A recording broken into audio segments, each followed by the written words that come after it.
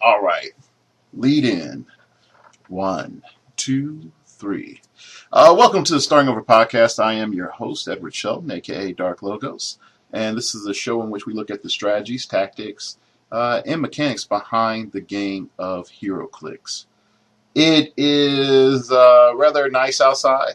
Today in Kansas City, I'm recording during the daylight hours instead of late as fire as normally I do. It's rather nice outside, and you would be thinking like, hey, Dark Logos, why don't you go outside? And I will respond to you, sir and madams, I am a true nerd. I stay inside almost at all points in time, looking at StarCraft, well, playing StarCraft and League of Legends, and looking at my mass pile of heroclix. Yeah. So, you might be wondering, what is today's topic, and how does that revolve around what this podcast will be about today. What I'm going to do is we're going to talk on a couple of things. The first is managing time. How do I manage time during my round? And how do I make things easier for myself while I'm managing time? The next thing is, in part, we're going to see, or you're going to listen to me as I build a team. Sometimes I get requests for this. Sometimes people are wondering, like, what goes through my head. This time I'm going to build a team without Mega Lotus Man being around. And so you're going to hear my mind firsthand as this is going on. Okay, so let's first get into pretty much managing time, and I think where a lot of people have problems with managing time in a round first starts off with the fact they have no freaking clue what their team does at all. And so what'll happen is they'll be like, I put this team together and I saw it on the internet and it's awesome. And then their first round is them struggling of trying to get something out of it. Round 2 is a little bit better. Round 3, they finally understand it, but unfortunately, everybody else in the venue understands it as well and has counterplays in their mind on how to deal with it. So that's a distinct problem. The next thing that sort of comes in mind that people have problems just starting off is just that they put a bunch of random figures together and they didn't have a plan. So you can go and listen to other podcasts about how I addressed, hey, planning, hey, let's just see how this goes with figure selection and synergy and all that stuff. That's we're not even going to get into that today. So the once you arrive to the venue, the first thing that you need to say to yourself is, do I have my cards ready? Do I have my team list ready to give to the judge? Okay. Because a lot of times people are like fumbling through and like, I can't find my stuff. Where is this? Blah, blah, blah. And what happens is that you get flustered before you even start. So be organized. I'm telling you this as a longtime competitor. Organization is worth gold because it lets you take all of those concerns that you would be splitting your mental power and exhausting it on little things so that you can focus on winning. Okay, the next thing that we're going to look at is when the round started, you should have your cards in an accessible spot, but not so accessible that they're distracting you. Now, I know there's some players that like to have them directly in front of them. I'm of the sort of school, like I like to keep them on a little stack to the side. Usually the ones that I'm looking at the most are on top. But mainly have your cards in an accessible area so that you're not distracted by them. They're still useful with information. And if you need to you have questions about making a decision with the figure, you can look at the card, flip it, put it back. Okay, now for those of you using feats and relics and stuff, just try to make sure that your feats line up with the card. That's the one of the best things. The other thing is if you're using a relic, just making sure that if you don't have like a direct, easy marker of knowing like, oh, this character has a relic. Once you pick up the relic, just put the relic physically on the card of that character. Now, if you're like a stacker person like me, usually you just take that card that has the relic and you put that to the side so that your opponent knows like blah blah blah figure has the relic. It's really simple. Okay. The next thing is this. When the judge says start, look at your watch. And you can write down the time if you need to. Now, here's why. If you know how long your rounds are, if your rounds are an hour, if your rounds are 30 minutes, 45 minutes, 50 minutes, this gives you your own way of knowing what is going on in the round and how active you have to be in your actions. Because I'll tell you the truth, I played a game against a gentleman and he played Justice League International team and I played a Gotham team. I played a Gotham team. And pretty much what ended up happening is we each had 3 turns. That's how slow we were going and how methodical we were playing. And none of us KO'd another figure and we rolled off to see who won, and I won on the roll off. So, what's the moral of this story? The moral of this story is roll-offs are bad. Imagine if it was the other from the other guy's position and he was like, well, this was a tough, hard-fought, very frustrating game of placement, and I didn't lose anything, and I lost. Okay, so I can sort of see that perspective of it. So what you want to do is you want to look at your time and be aware of your time, and when you're making your decisions. Now, I don't want you to be like every 2 minutes checking your watch. What I want you to do is at the end of a round, so your turn and your opponent's turn, so it's back to your turn again. Look at your watch and see how much time has passed. If between your last turn, you begin your last turn, and you beginning your next turn, it's been 15 minutes, you need to speed up. Or you need to call your your judge over and talk about stalling with your opponent. Because you need to move it along, okay? Now, some of you might say, oh, Dark Logos, that's a douchebag move. That's not good. No, if you're stalling or the other person is stalling, you need to pick that up. Because if 15 minutes, let's break it down, 15 minutes in an hour round, how many turns have we had? 4. It doesn't make sense. Okay, so, chop chop. Speed up your rounds, speed up your decisions, and that's why managing time helps you. Okay, the next big thing is save your brain power for the big huge decisions. Save your brain power for the big huge decisions. And the main reason I say that is you should have your opening planned out. Once you see your opponent's team, you should be like, well, I can do this, and I'm going to go and try to fight them here. Okay. You should have your first 1 to 2 turns planned out. Okay, this is just from chess. If any of you have played chess, a good player in chess can see about 4 moves ahead. A higher ranked, probably mid-tier player can see 6 to 8. Grandmasters, it's like 15 and up. Like it can get ridiculous.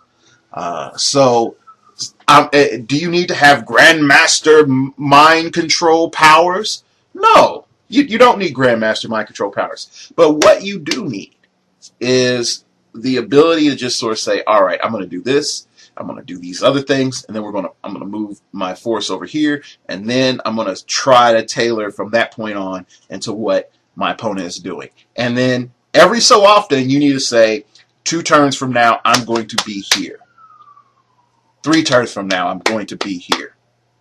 And by doing that, it's going to allow you to focus on your big things while then sort of like, all right, I need to do this. I need to do this other thing. I need to do this other thing. And those little things that you do don't stress you out as much because you're doing the next tip that I'm giving you. Think during your opponent's turn. Don't think during your turn. Just during your turn. Because what will happen is I've seen players during their opponent's turn, they'll be looking at their phone. Or during their opponent's turn, they'll just chatting it up. Now, I understand if you're a sociable person or whatever, and your girlfriend's there or your boyfriend's there, and they're giving you back massages and they're asking you questions about the game and whatnot, then okay, I can understand why you might be chatting it up. But mainly focus and think like, what are you going to do next? Okay, what are you going to do next? The next advice that I'm going to give you is mainly one that I feel this tackles a certain personality type that I've seen that comes into heroclix. Don't complain during the game. Now, why does this have to deal with saving time?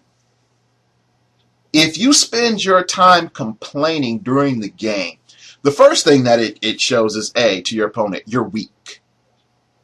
Shows you're weak. It shows that you're breaking down, and that you're not thinking clearly, and that you're bound to make either a rash decision or a poor decision, either to end the game out of frustration or just sort of throw crap to the wind and just say wherever it lands, it lands. Both of those are bad. And some people might say like, oh, I'm a verbal person and I just have to say all this stuff and let it out. Time and place. Time and place. And this is where I would say the maturity in our culture has degraded. Everyone thinks that they have the right to say whatever they want to say anywhere, and that it should have no societal impact. That's not true. And when it comes from a mature, competitive mindset, we really haven't emphasized in our culture restraint. I'm not talking about pure stoicism here. I'm not talking stiff upper lip chap and tough through everything in life and never say a word. I'm not talking about that. But during your round, you have to look at it in a situation in which the game is not just what's on the board, but it's what you say, what's going in your mind, and what's going through your opponent's mind. If you fail to understand those elements, you're going to have problems, okay? And that's why if you ever look at a world championship game, well, let me rephrase that, worlds or origin games or like the high-level competitive games, you don't hear any talking from the main competitors outside of, okay, can you do this? What do you want to do that? I roll for super senses. Blah, blah, blah, blah, blah.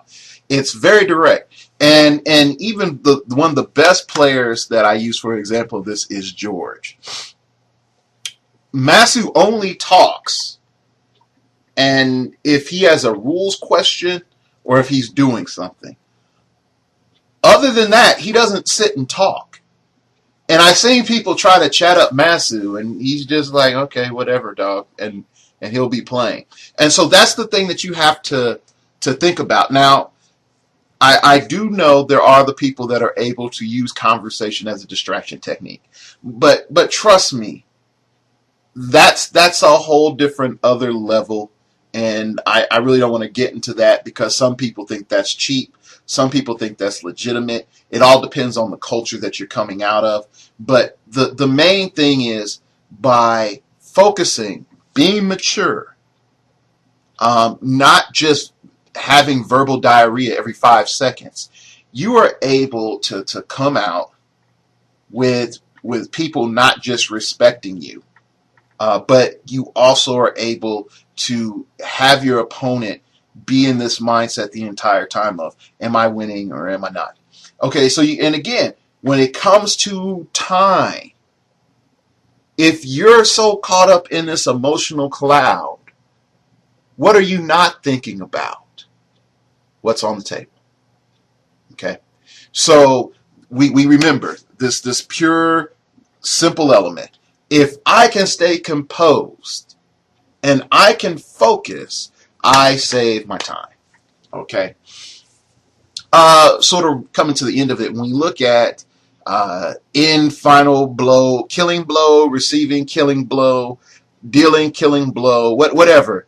Once you're doing that, make sure that you understand what happened, why it happened. And I've promoted this before. Take a note right immediately after the match, okay, of what did you need to do. And then come back to your heroclix notebook when you get back home, or if you bring it with you, and write down your notes. And then I usually encourage people, hey, time to time, go through your heroclix notebook and see, like, man, I saw this, and these elements stuck out to me. And so you start to see your progression, and you start to see how you're grown as a player. And I will say, as a person who has chronicled myself, not in a vain attempt, but just mainly to say, like, hey, where's my head at? As a person that's chronicled myself, I can say how I've developed as a heroclix player has changed drastically over the last 2 years.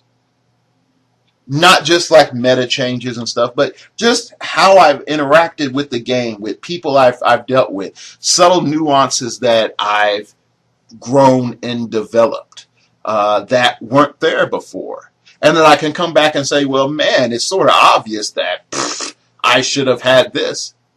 So for a big example, listen to last week's show, episode 77, and you will hear me look at old teams. And what did those old teams say to me as an older future self? Okay? With more games under the belt, more conversations with world champions under the belt, with hey, more interviews, more listening to you all under my belt. Okay? So definitely chronicle yourself. And some people might say, well, Dark Logos, not all of us have a podcast we can go back and listen to. Yeah, that is true. That element makes things easier for me. If I ever want to humble myself, I go listen to an old episode. Okay? And you start to notice some things. Okay? Anyway, so pretty much that's mostly the element on time management. And I feel that a lot of people don't think about time management as they play the game. And it's something I've talked on in the past, but not necessarily giving it its own full section. It's usually something in passing or tacked on to another element. But time management, if you do not have it in heroclix and you do not have that awareness, you are setting yourself up for failure. You can have the best team, the best meta, design insights, but without time management, you're sort of screwed. All right. Now, welcome to Happy Fun Time. We're going to listen to Dark Logos build a team. And I'm going to give you a couple of warnings. Warning number one, when I build a team, there might be like points in the podcast where it's like silence, or there might be points in the podcast where it might sound, the sound might sort of feel like it's jumping. So that's probably because I paused, or because I edited, because the last 15 different things that I said didn't sound right. So sometimes you can hear that lack of transition. So fair warning, that's what's coming. So let's go check my wonderful email. And as the phone rings in the background, that's the one thing I hate about recording some days, is that I can have every element under control, but I can't control the house phone. All right. Looking at our format for the tournament. 300 points. Modern age. No team dials. Dun dun dun. Okay. So modern age, 300 points, no team dials. So let's start looking at this. All right, so we could build on what I have already made, um, which is that Shatterstar tech. Um, but yeah, we could build on the Shatterstar tech, and let's try to find wacky new ways of using it. Okay, less than 73 points. Modern age. Let's see. I want to get something with 4 damage. Let's see what comes up. Beast Boy Gordinian, thou hast scourged me. I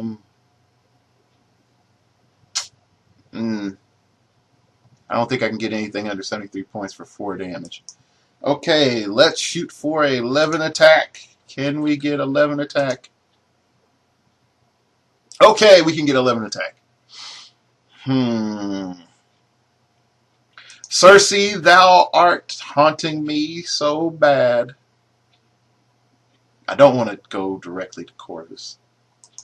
That just seems too easy. Huh.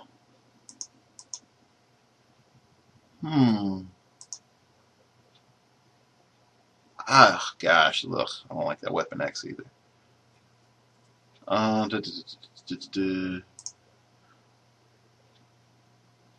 Okay, well, White Tiger's not bad, but I don't. She gets it like on click 3. It sucks that Beast Boy Gordinian, he is so awesome, but I don't have one. And I'm not. I really can't afford to get one right now. I got other things I got to pay for. Okay, here, this one's pretty good. Lady Shiva. Okay, I'll put a note out for her.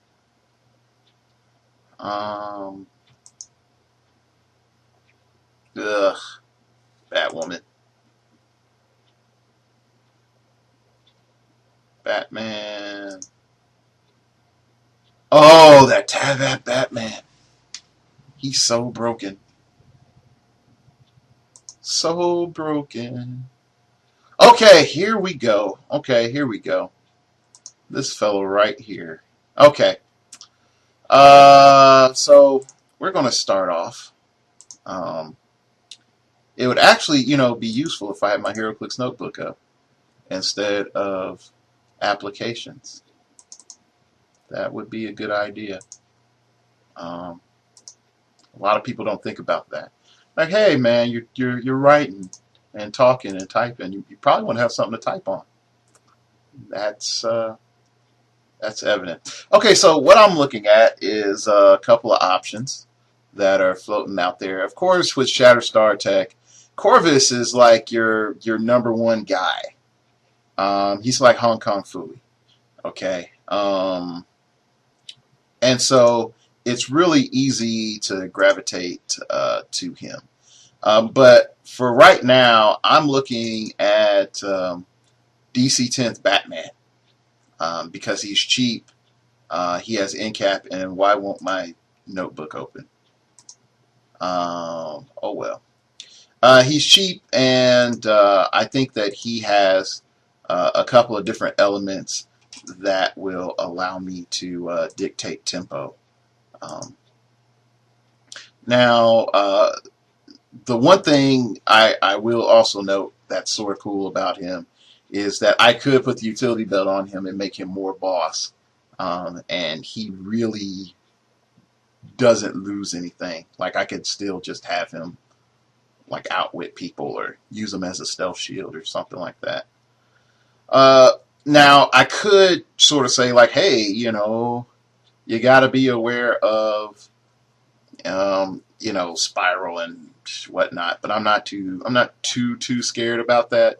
The only thing I can think of is that if someone tries to do spiral and Ghost Rider and whatnot, I can try to figure out something, a way around that. Yeah. Open office, why won't you open? Yeah, none of my documents are opening. So this might be more challenging than I thought. That's really weird. Like, welcome to what happens when you try to record live and you don't like can it, and it's like, oh yeah, everything's not set up perfectly. Also, it may just be the fact that my computer's been on for like a week straight. So rebooting now is not an option. All right. Okay. So I have Batman. I have the DC Batman right in front of me. So I'm going to put him to the side. Okay, to consider. Let's see what else. Do I really want to do like? I could also do like a Teen Titans team. But anyway, that's another story. Okay. So I know, like, it would be easy to say just gravitate to the cop car. I know I sort of want to, but let's try not doing that. Let's try doing something a little bit more creative. We still have 164 points left, so okay. So we have Shatterstar. We have Corvus. Okay, so we have, Shatterstar, we have Batman. Okay, so we have 2-target end cap, a melee character. So we have enough points for a decent ranged attacker and a support figure.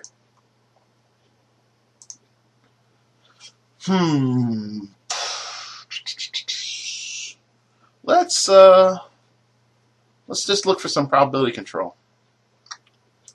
since we're not going to be themed. Because we have Outwit, so we don't really need that.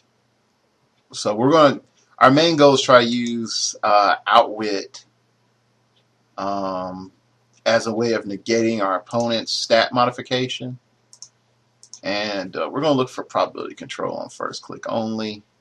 And we're going to look for it less than, let's say less than 100 points. That way, it can be a big attacker, or a ranged attacker, or a longer ranged attacker, or not. Oracle would be a lot more awesome if Oracle had 3 damage up front, but then the Oracle would be way more expensive. I don't have a long shot. Brother Voodoo, smoke them while you got them. Let's see.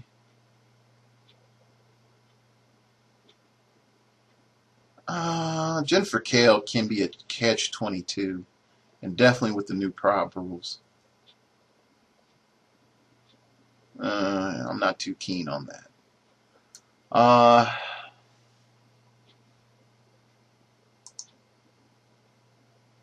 How the heck did I get Golden Age figures? Oh well. Scrolling down. There's some characters that are like crack, because once you start using them, it's really hard to get off of them. Jinx is one of them for modern age. She is pure crack. You really can't walk away from her too many times. And then once you get one of her, you just want to start shoving more of her on your team. And I know that's really sad for me to say that, but that it's the truth. She's crack. She's so bad for you. But She makes you a fiend for prob. Because you can just fit a couple of them on there and be like, I just needed to fill out some prob. Uh, Mind warp. Hmm. Mind warp might actually be good because not only is he cheap, he also can give me super senses. So that's an option. Uh, Of course, Enchantress is there. Now, Enchantress might actually be the figure that I need to play, considering that, well, first of all, I'll have TK. And you might think, like, well, Shatterstar solves for your movement problems. Sort of. Um, Shatterstar does solve, in part, some of my movement issues. Um, but I think it's going to be mainly to get that key figure into position. But for the rest of my team, I will still have to maneuver them around. And again, Shatterstar only moves out once. So that's something to think about as well. Dark Knight Rises Harvey Dent is, again, it's another one of those, like, you're crack. And that's not fair. Uh, all right, so I'm going to narrow it down. All right, so we're looking at Brother Voodoo, Jarrell. Jarrell is good because now I know some of you might be giving me that look on the other side of the screen here, but hear me out. Jarrell from is it the starter? Yeah, I think the Man of Steel starter. He has TK and leap climb, and he has toughness, which is just pretty good. Um, Not only that, he has the lab explosion. Jarrell can use pulse wave when he does. His damage value becomes 2, and it's locked after action resolve. Deal Jarrell 1 unavoidable damage, and then he also has energy shield deflection and vulnerability. So you have that one click of TK and that 3 damage. And then you get like plasticity if you need to tie somebody up. But 6 range isn't bad. He's sort of designed to transition into combat. So Jarrell's not that bad of a piece. Okay, so I'm a little tempted on that.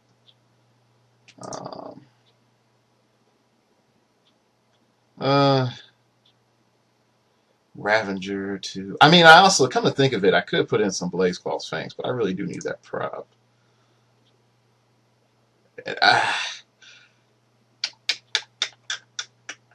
Flurry Blades. That might be actually something better to look at. It's just Flurry Blades up front with good numbers. And I know some of you are going to be like, use the Book of the Skull. And I really, I'm not too sure on that.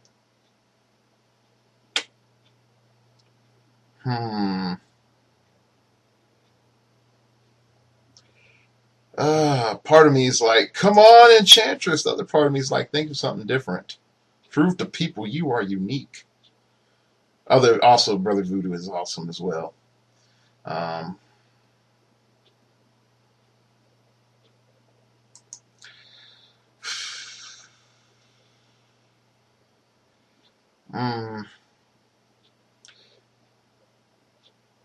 Against some of my judge of my outcries, I'm gonna go with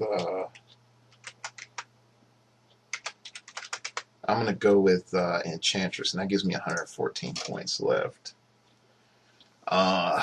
Also, the other big thing about Enchantress is after she TKs, or if she needs to TK, she turns into this cool, like, awesome damage battery, and then also she can be carried by Shatterstar if need be. So I have Prob, I have Outwit. Let's just look for cool stuff under 114 points. Now, also, actually, you know what? Let me lower that down to 100 points because I can still have the choice of using the utility belt.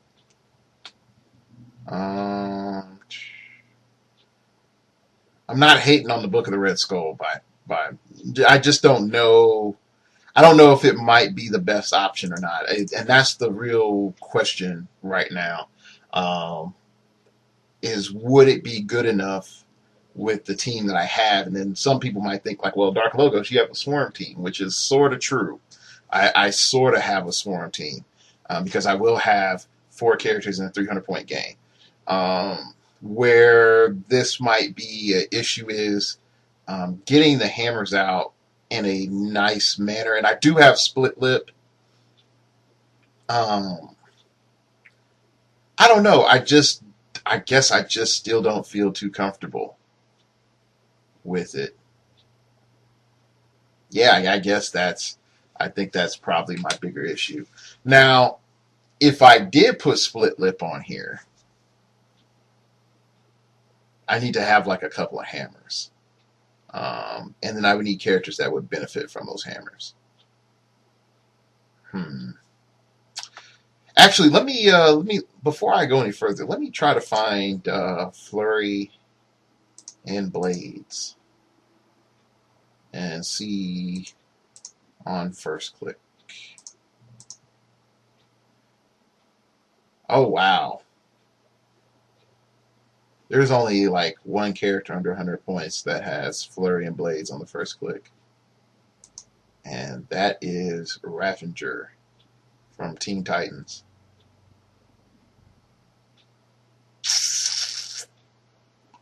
That sort of sucks. That really sort of sucks. Okay. All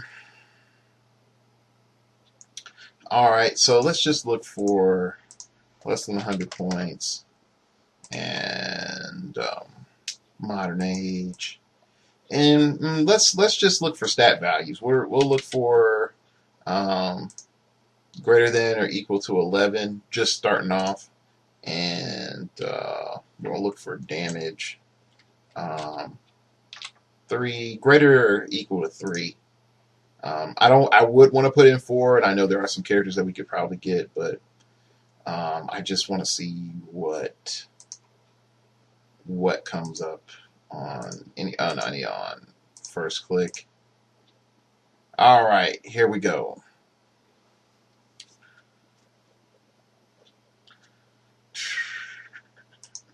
Wolverine. Now, some people might laugh. I don't actually have the common Wolverine from Wolverine the X-Men because I really didn't play. I only played one sealed.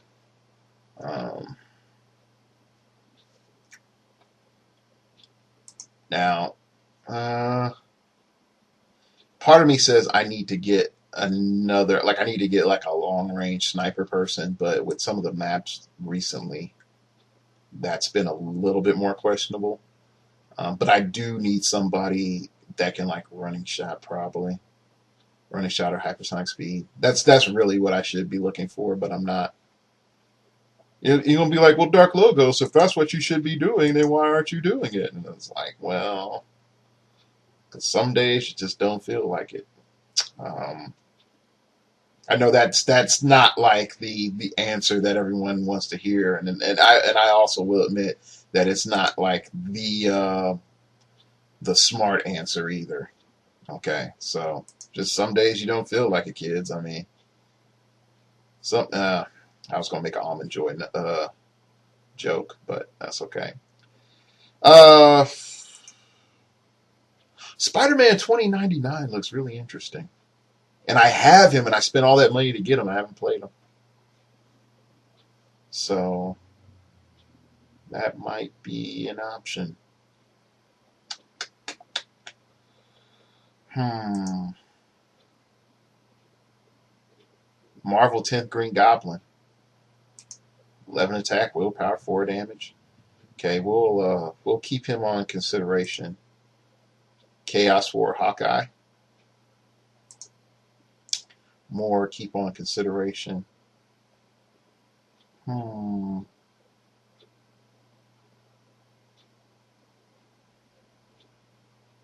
Lyra from Incredible Hulk.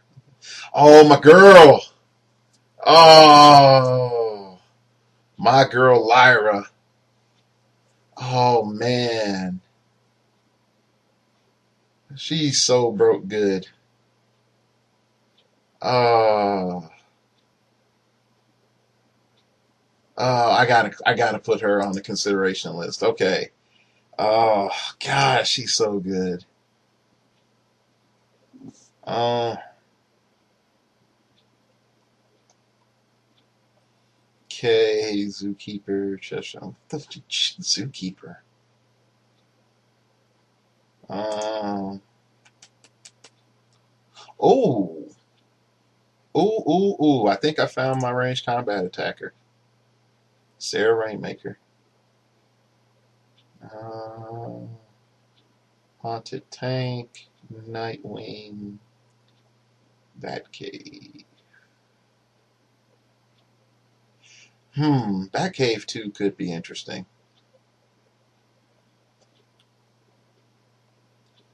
Uh,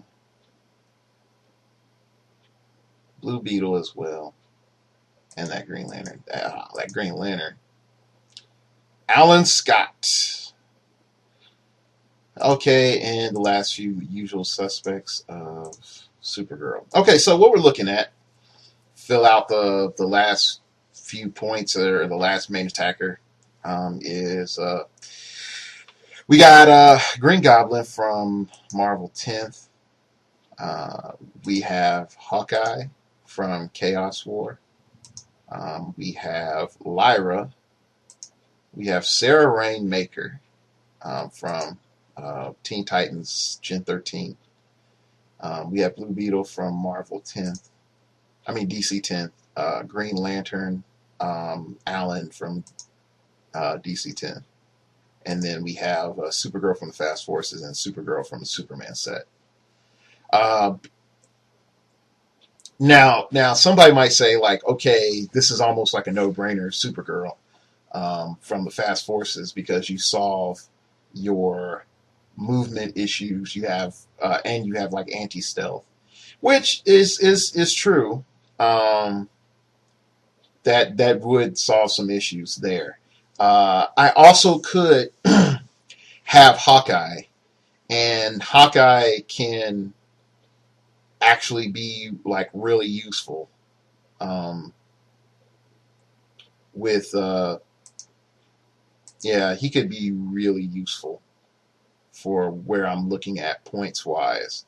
Also having leadership and stealth would give him some other added benefits um, to be considered.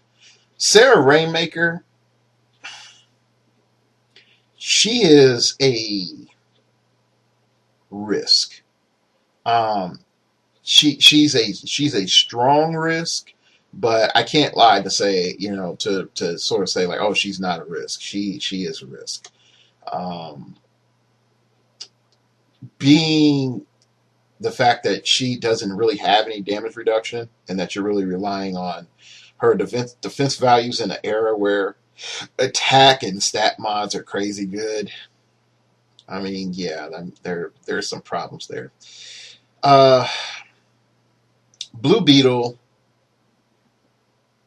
he's always nice, and that's I can never really look down on him as a figure.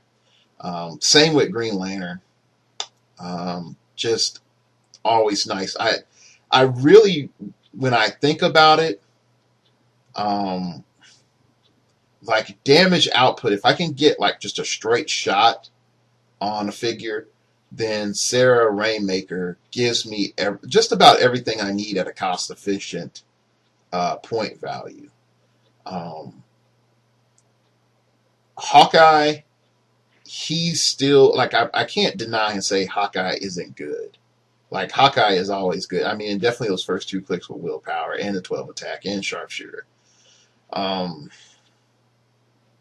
so right now it's really coming in is how much do I think I'm going to be able to really spread over the map and get a wide open map with my team. And I really don't think I'm going to be able to get a super wide open map with my team set up.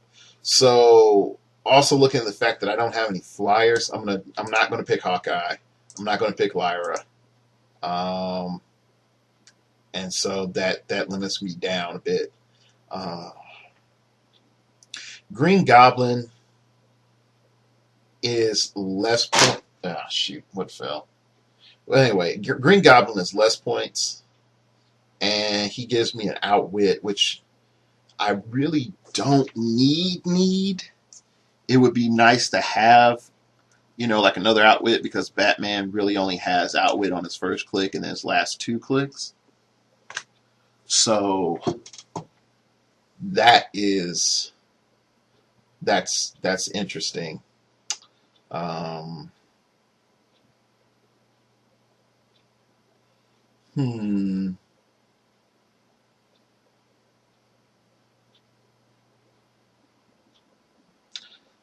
Blue Beetle. Blue Beetle does solve my issue, that the fact I don't have any penetrating damage. Dang it, those clicks of life. Those clicks of life. I keep looking at Sarah Rainmaker as like she would solve more of my problems than Green Lantern would. The only thing is, I know, like, if Green Lantern gets hit, like, actually, the thing is, Green Lantern can deal out more damage over time because he's able to use range combat expert and also TK. But that would put me in a position where I would have 2 TKs on my team. So,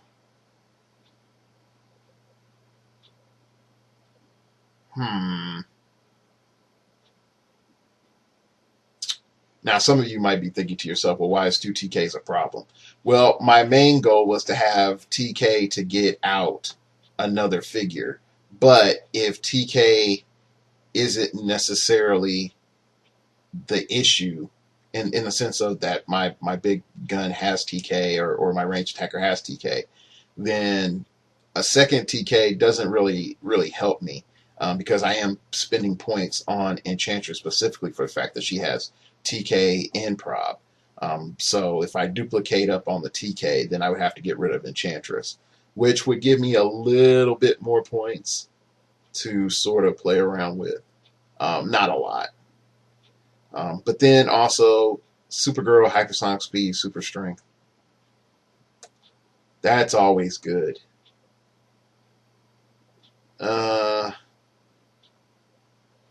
Okay, let's go with Green Lantern. Alan, and I've been itching to play a Sarah Rainmaker. And I know, like, I could put a split lip on there and then she becomes a lot more deadly. But okay, so let's check something here. All right, so we got Green Lantern. Okay, we got Green Lantern with range combat expert. We got TK. All right, so let's look at our points. Plus 63 plus 93. Sort of funny, all the characters I got have last digit is 3. Okay, so we have 71 points. So that unfortunately puts us in a lot tougher spot than I want to be.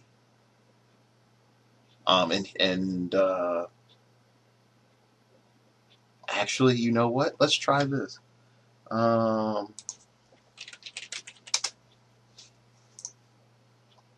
Okay, Jinx is 39.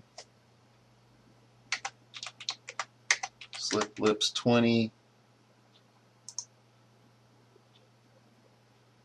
I haven't done my pure fear itself, what my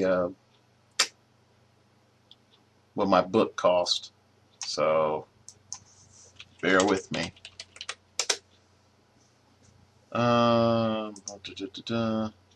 Okay, 6 plus 3 for each hammer. So I have 12 points, so I can fit 2 hammers. Ugh.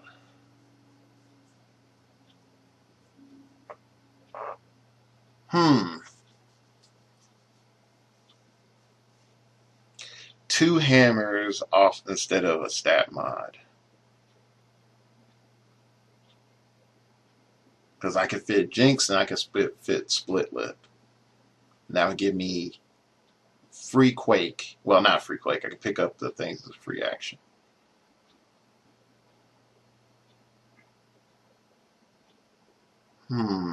Also, that enhancement would be good for both Batman and for Alan Scott.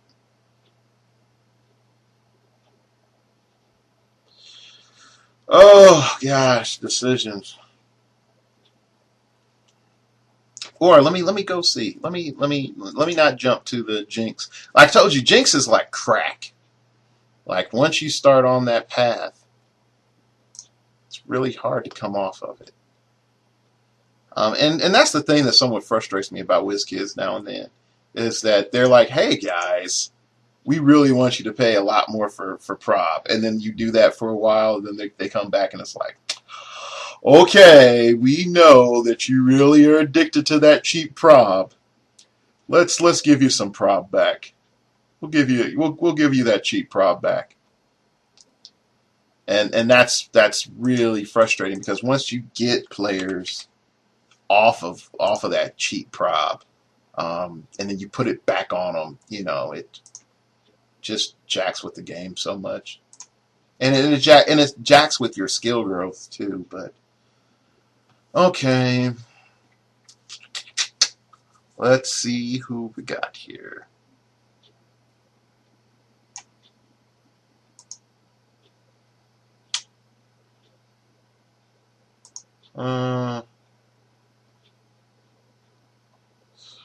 Really don't have too much. I can Awatu people, get perplexed and push the prop, but that sort of seems like a waste.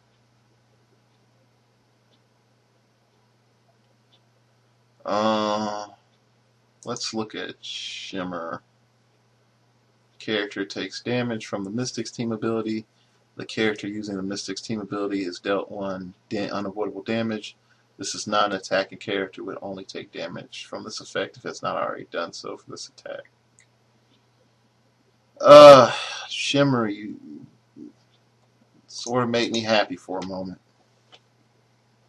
Almost, but I'm bummed.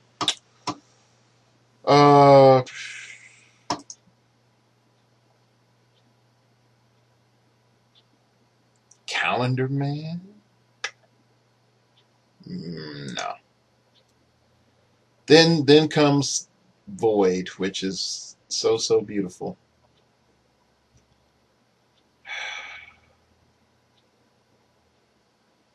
And John Constantine. I forgot about you, my homie. John Constantine, that's tough, because to pick between Void and John Constantine that's not fun. Harvey Dent, if you sort of notice, like Harvey Dent sort of becomes not useful because I have so much willpower on the team already. So I don't really need Harvey Dent for prop. So you might be wondering why he's out of, the rotations. Just doesn't do me any good. So there's Void, who will give me, let's see, Outwit, Probability Control, and Super Senses. Yeah. Excuse me, and a traded healing. So, versus John Constantine, that just says to my opponent, screw you, you can't use prop.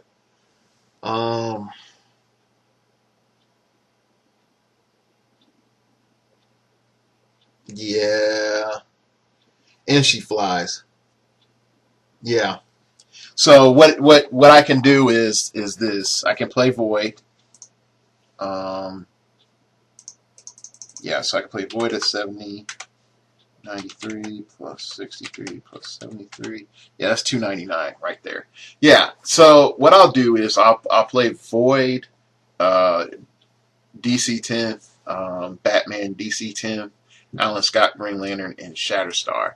And what it will do is I will have my barrier, I will have my prob, I will have outwit. I don't have any stat mods, people, so it is a little bit more risky. Definitely considering that people can use relics and whatnot, but I pretty much am doing like my raw damage, which sort of a she also, yeah, also she has super senses because of her special powers, so that's awesome as well. So yeah, so I pretty much can carry around characters using Void and hmm.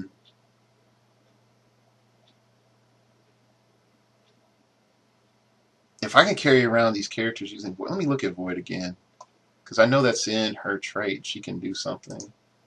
Quantum Transporter. When Void uses a carry ability, she can carry up to 4 friendly characters. After Void resolves a move action, she may immediately use support as a free action.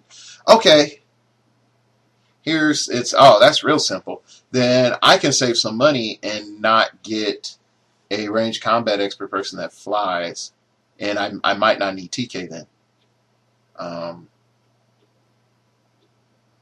Which makes this a lot more interesting because now I've gotten to the point where I don't need TK and I don't need Alan Scott.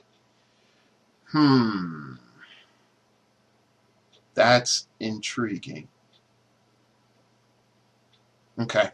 So since I don't need Alan Scott, that means that I need to find another ranged attacker. So let's see. 70 plus 73 plus 63. Okay, so I have 94 points. Let's look at what we can get for 94 points.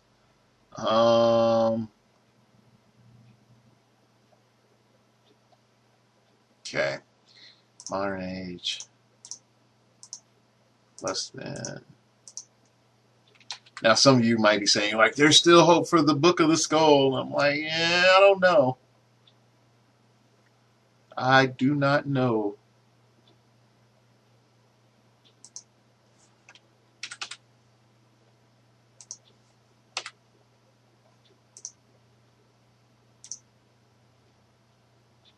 First click. Let's see what we can find. 11 attack, 4 damage. Could play the Batcave.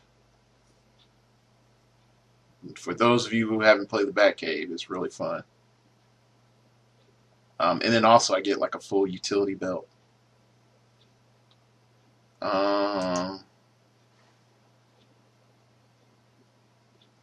Actually, that might actually be pretty good. I can get a full utility belt on Shatterstar. Cost me 85 points. Okay, so we'll hold that on the as the if I don't come up with anything that much better.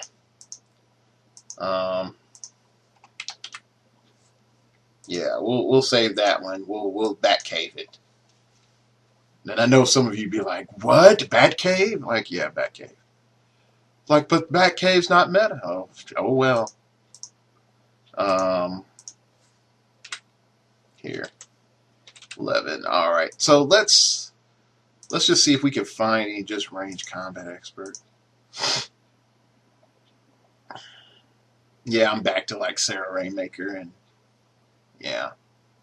So it really doesn't do too much more. It just sends me back in a circle. Try to do range combat expert. So let me get rid of range combat expert. I could be looking for perplex, but I'm mainly looking for 11 attack on the first click.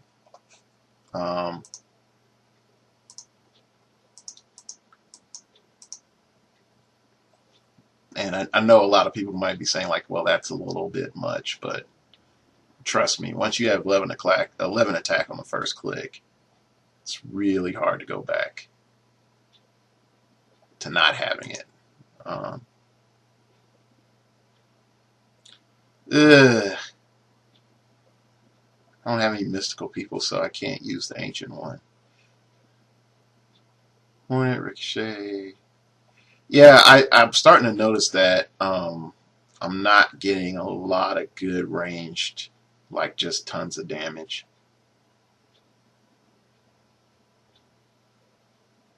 Yeah, I'm not really getting a ton of damage. Okay, so some of you might be wondering, okay, so does that mean like the Bat Cave is officially in?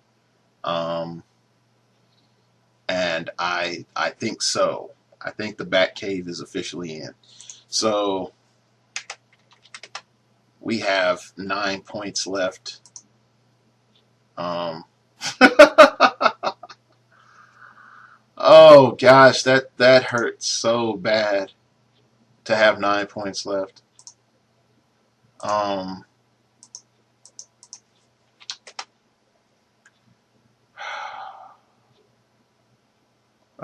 is there anything that's like awesome that I can do? Like some of the pogs. And see, this is the other thing that sucks is that when you start looking at it, it's like, oh, relics kick in. And it's like, yeah, relics kick in. Oh yeah, I could do ATAs too. So, hmm, is there a Batman family ATA? There should be. Um, no, that would be awesome. Batman family ATA. Prime Titans, Ravengers, Gen 13. What was Gen 13? New game, choose a keyword for all characters using this ability. All opposing characters with a keyword modify their attack values by -1 when a character using this ability starts. Oh, okay, whatever. Um, Gen 13 really doesn't help me. I mean, not because I mean, just in general, if I was to use it and swapped out some characters. Uh, oh, is that Batman Justice League? These are like the things that come up in your head. It's like, oh yeah, I have these many points. What can I do? Is that Batman Justice League? Is that Batman blah blah blah blah blah? You know, is this figure good this way? Um, so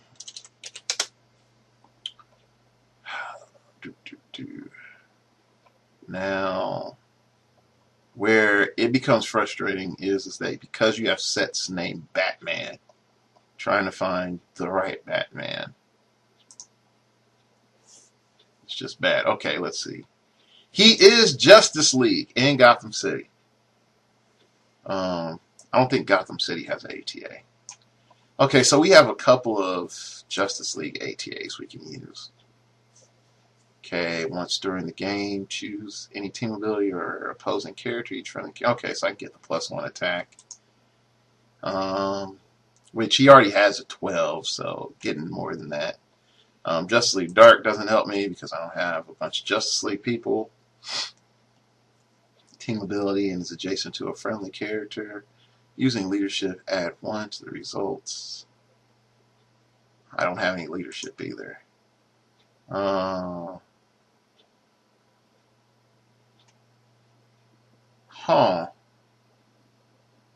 That's interesting. Justice League. Number 80. Character using this team ability modifies his defense by +1 when attacked by a character possessing wing, sharpshooter, indomitable, or giant combat symbols. Huh. That might be pretty awesome. That just might be pretty awesome. Um,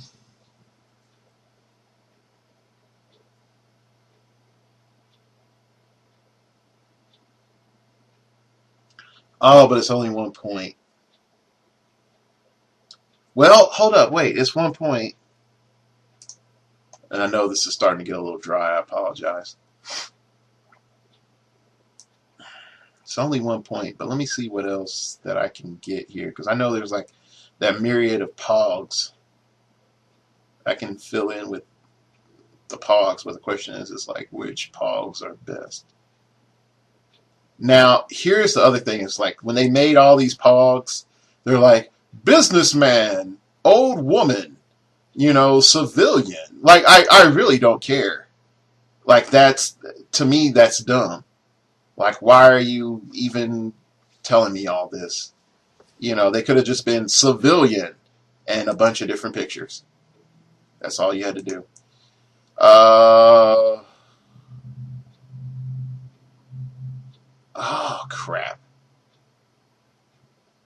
Now, that police deputy would have been pretty good if I could get enough stacked up. Because you have to reach M, and M is 4. So once I hit 4, I could have had that police ability. But I can't reach M.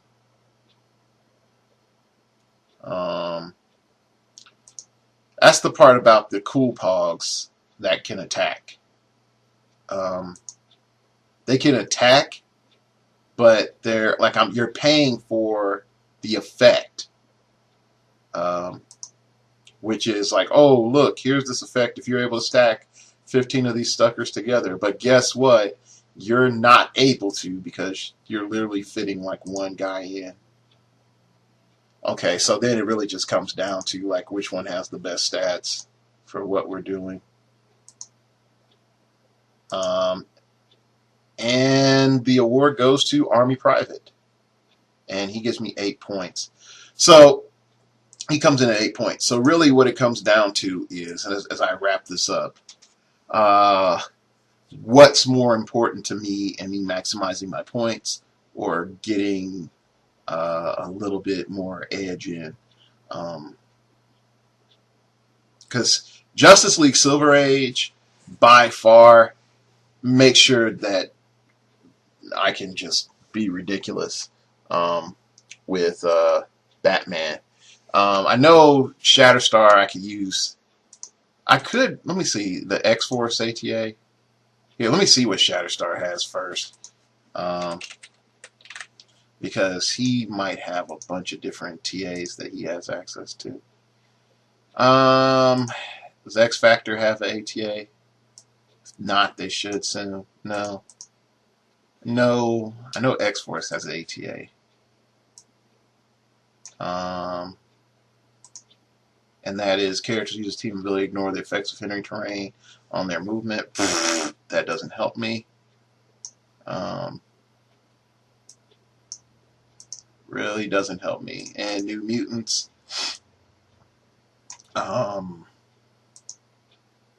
Whenever a character using this team ability would be dealt damage, you may give an action token to an adjacent friendly character using this team ability. If you do, deal all the damage to that character instead. And I don't have any wild cards, and there's nobody I really want to do that with.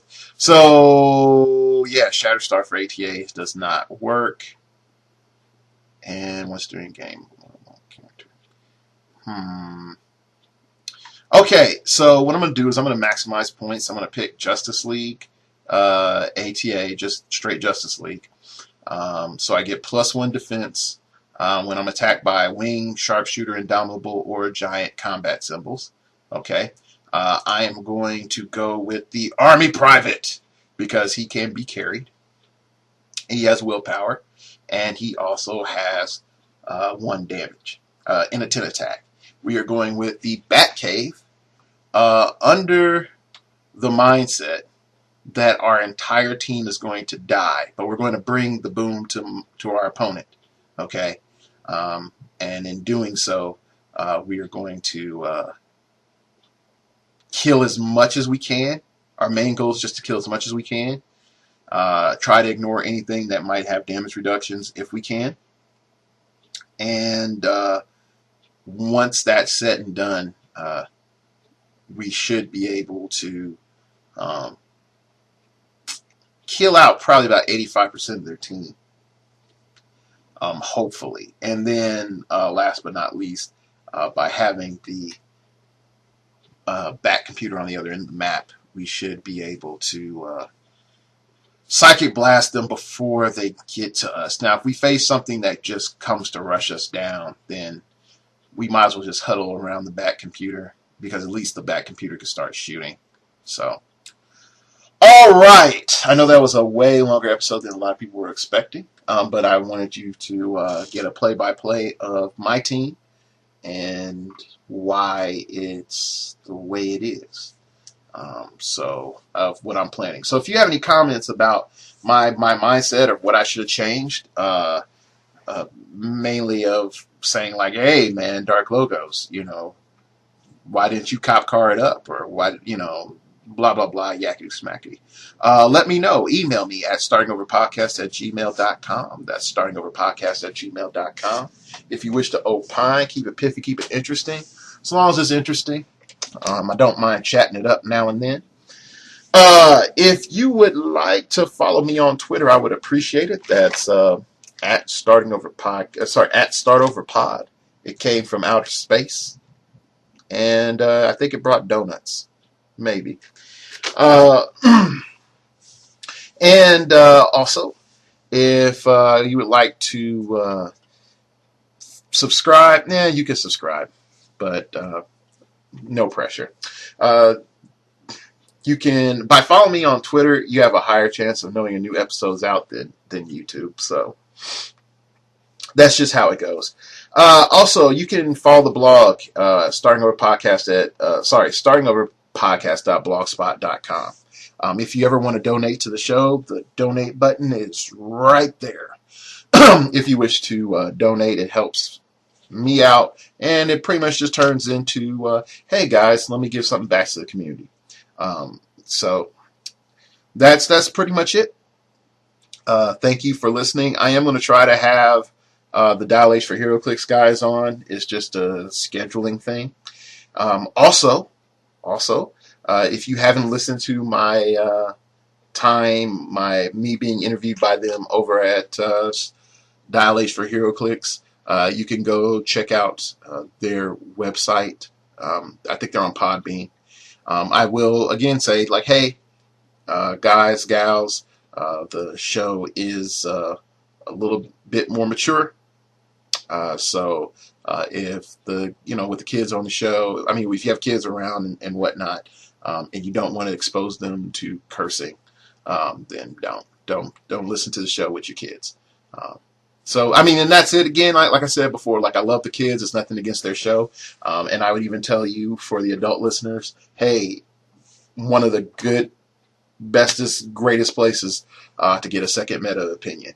I'm not the only solid meta opinion out there, and Hunter and the guys over there have some very creative and diversified insights over there. So, all right, that's it.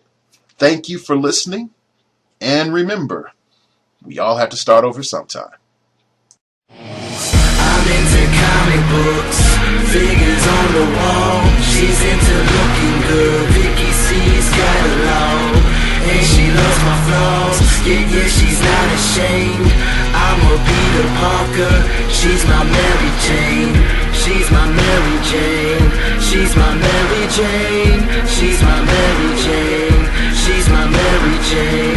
She's my Mary Jane, she's my Mary Jane. I'm a Peter Parker, she's my Mary Jane. I'm a big nerd around her, but she's cool around me. Never knew how she found me. Electric, but she grounds me. And she loves my flaws, she accepts them all. When the darkness comes, I will get the call. I will swing down to save her.